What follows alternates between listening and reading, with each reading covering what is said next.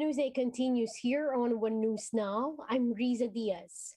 Vice President Leni Robredo says she would rather beat Bongbong Marcos in the elections instead of him being disqualified. In a radio interview, Robredo's spokesperson, Attorney Barry Gutierrez, elaborated on the vice president's remarks. He also said that he said Robredo had already defeated Marcos once and she can definitely do it again. Gutierrez added that defeating Marcos through polls will also put an end to all the trolls who continue to attack the vice president. Recall that Marcos continues to face disqualification cases. Natalo na niya sa eleksyon yan, natalo sa recount, 'di ba? Natalo sa kaso, 'di ba? So sa kanya klaro, 'di ba? Kung laban, 'di ba? Para wala nang duda kung anong resulta. Now here are other election-related stories we're watching. Presidential aspirant Bongbong Marcos topped a local survey in Caloocan City, getting over 70% of the votes. Coming in next are both Vice President Leni Robredo and Manila Mayor Isko Moreno with 10%. The city, which has over 1.7 million residents, is a known bulwark of Marcoses. Acción Democrático standard bearer Isko Moreno, meanwhile, reiterated that those who want to get vaccinated should be rewarded instead of those who refuse the COVID-19 jab. He added that good citizens should be the one raised on a pedestal and be given privileges. Moreno also further appealed to those unvaccinated to get their shots. And a few months shy away from this year's polls, Comelec targets the start of printing of ballots on Monday. The final ballot phases are expected to be completed today. It will have the final list of candidates and will be uploaded on the polls body's website. We'll be back with more stories after the break. Keep it here on One News.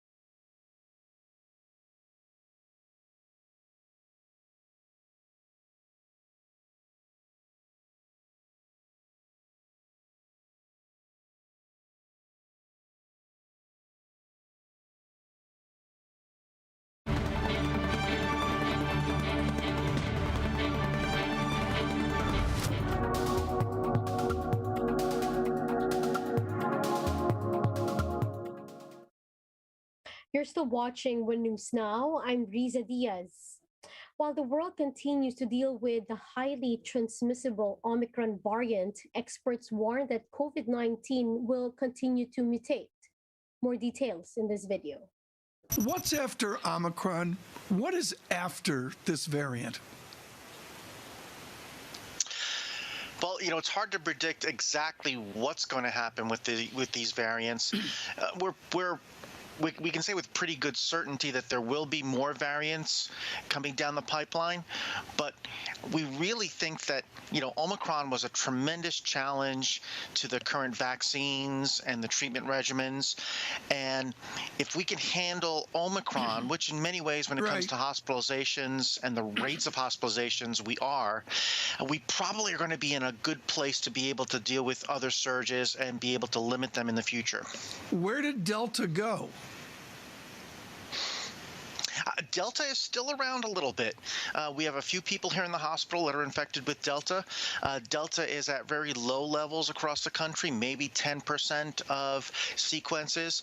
But Omicron has really come in and outpaced Delta and really become the dominant virus in an incredibly fast period of time. Andy, we're talking about economic momentum in the face of the Omicron upswing, and we've been talking about when we can expect it to be over. I'm curious about what you've observed about a 5-day isolation period as the CDC guidance lays out, as well as now the United Kingdom. Is that proven to be the effective amount of time that people are contagious, after which they can go back into circulation? The problem is it's a very nuanced question.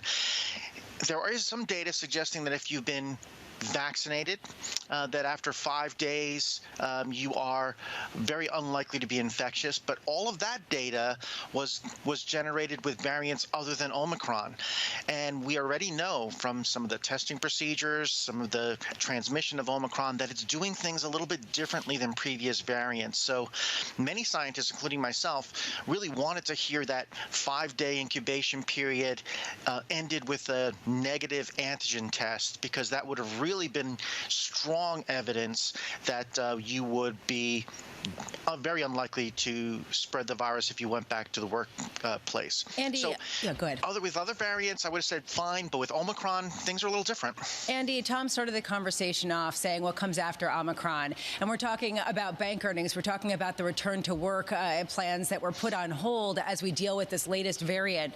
What will return to work, return to party, return to restaurant look like once we are back to an endemic phase of this virus rather than pandemic? Well, if there's any bit of a silver lining right now, it's becoming clear that if you've been vaccinated and you get an Omicron infection, your immune response afterwards is not only tremendously high, but it's also very broad, meaning that it recognizes all these previous variants that have come through. So there's suggestive data right now indicating that people who have gotten through this Omicron surge may end up with a really strong immune response afterwards that's going to provide even more protection against whatever the next variant is.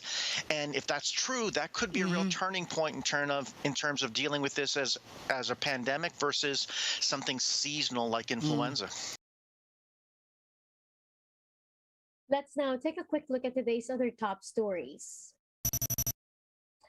The Health Department has confirmed a community transmission of the Omicron variant in Metro Manila.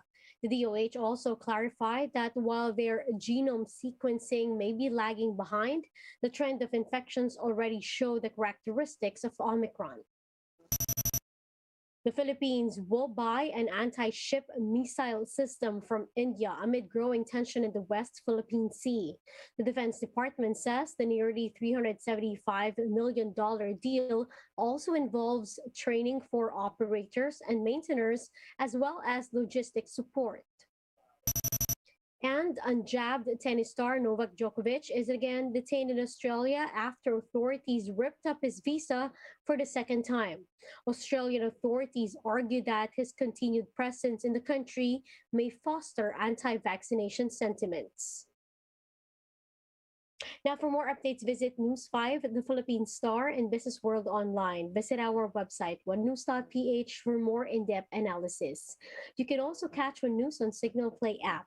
Register for a free account now at www.signalplay.com and stream One News live anytime, anywhere. I'm Riza Diaz. Mask on, wash hands, and stay safe, Philippines. We are One News.